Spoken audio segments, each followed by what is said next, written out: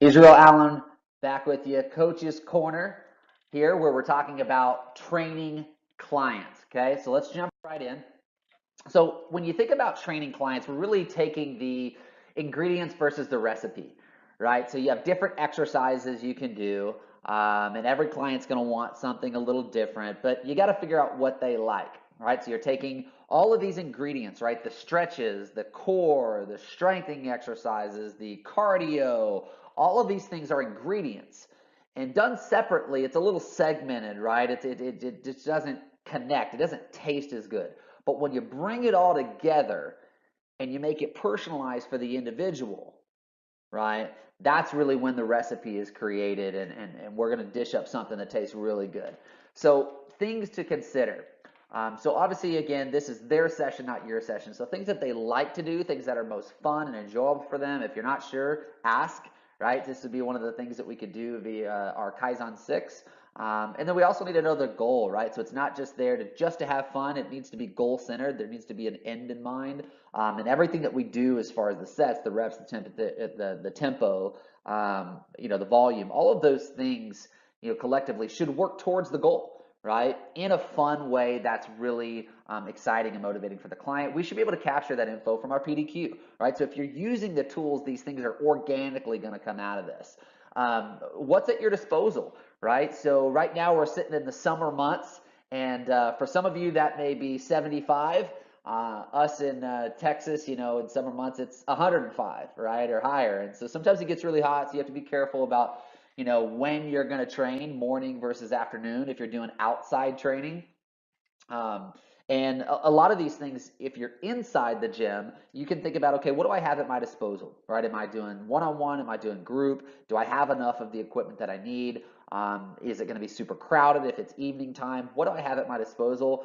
Using your 3DC tool that we've talked about in previous Coaches Corners will really help you because it's going to allow you to create a lot of different exercises in one exercise and adjust little things to make a big difference in your client the client experience in general.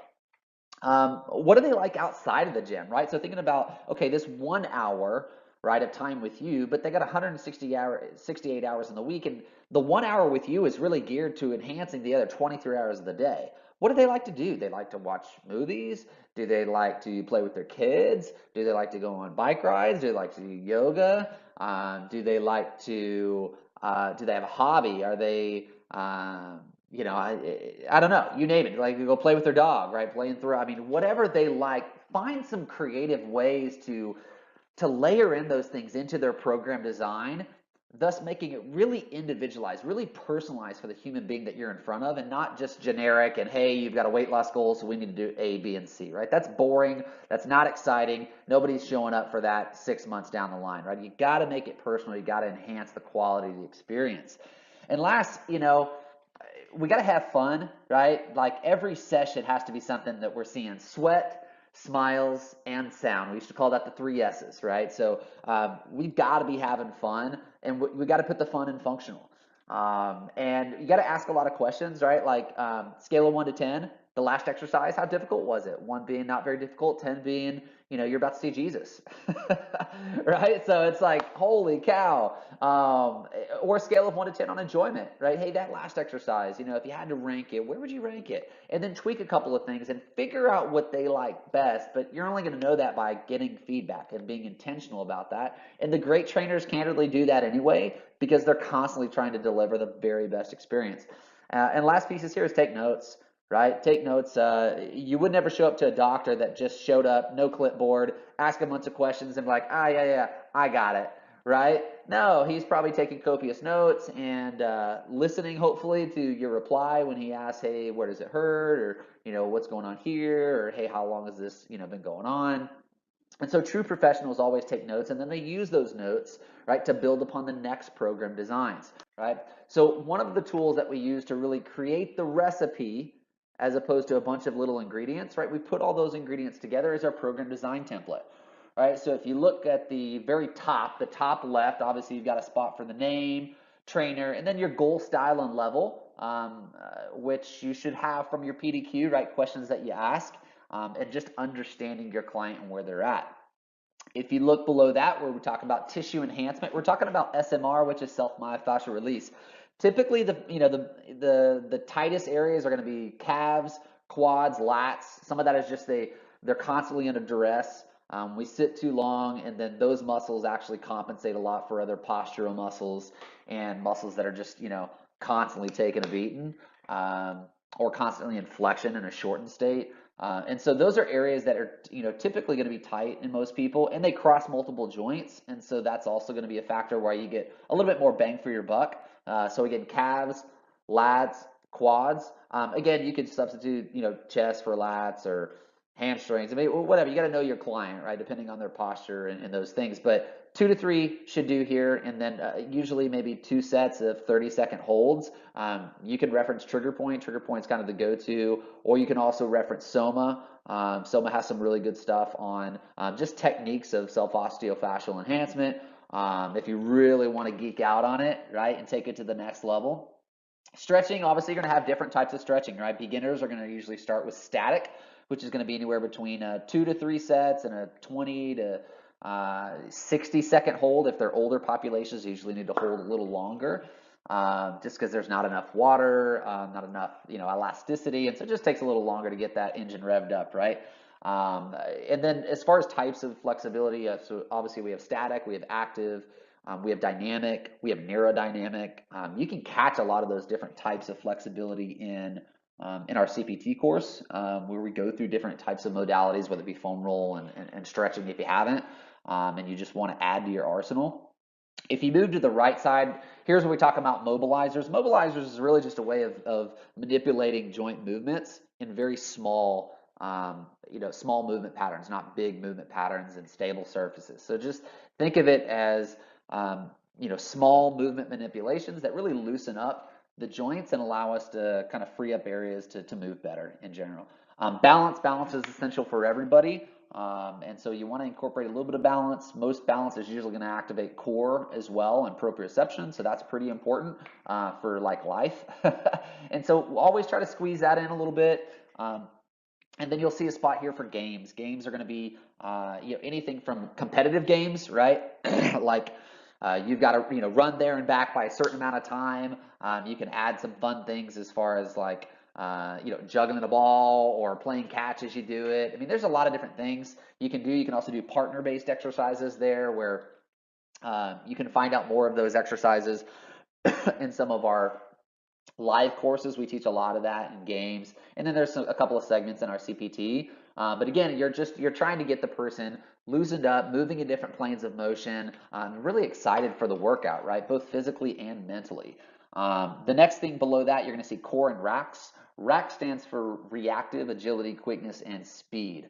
So think about speed ladders, cone drills, 40-yard drills, 5-10-5 drills. Just all of those are going to kind of fit within this bucket of racks. Plyometrics would also fit in there, right?